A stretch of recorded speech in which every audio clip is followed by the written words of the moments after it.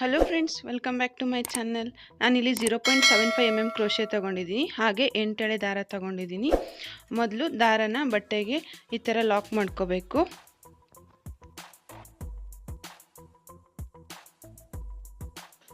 Lock ಮಾಡ್ಕೊಳ್ಳೋದಾದಮೇಲೆ ನಾನಿಲ್ಲಿ 5 chains ಹಾಕೋತಿದ್ದೀನಿ. 1 2 3 4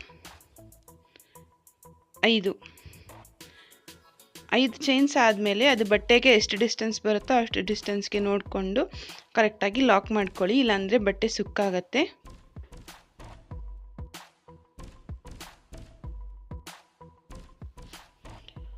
lock ಮಾಡ್ಕೊಳ್ಳೋದಾದಮೇಲೆ ಇಲ್ಲಿ ನಾನೀಗ ಮತ್ತೆ 5 ಚೈನ್ಸ್ ಹಾಕ್ಕೊತಾ ಇದ್ದೀನಿ.